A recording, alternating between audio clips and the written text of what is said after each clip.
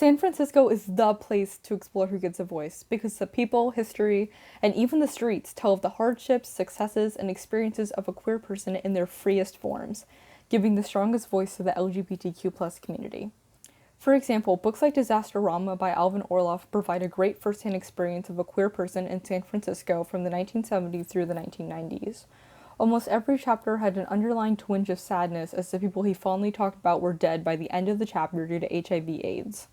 But intermixed with this, there were great moments from meeting diet to partaking of both popstitute and clubstitute. There were so many aspects of queer life in San Francisco that were highlighted in the really short book, from the queer culture of thrifting, to stripping, to drag, and cruising until you had sex with somebody. And this, of course, comes with the homophobia that doctors and others held during the AIDS epidemic. San Francisco is also the home to the Cockettes. Named after the Rockettes, Alvin Orloff calls them the 1970s gender fuck pioneers, which I think is amazing. They accepted all cross-dressers, transsexuals, gays, gender-fluid people like the bold and brave Sylvester.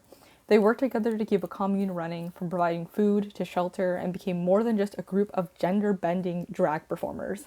Their legacy is still apparent in San Francisco today, influencing drag queens and performers. One of the most popular gay districts in the world, the Castro, is now home to a large and bustling LGBTQ plus community, including homes, restaurants, and shops. However, 575 Castro Street stands out as being the home and previous camera shop of Harvey Milk. He was the first openly gay man to be elected to public office in California, assassinated in 1978 with then Mayor George Moscone.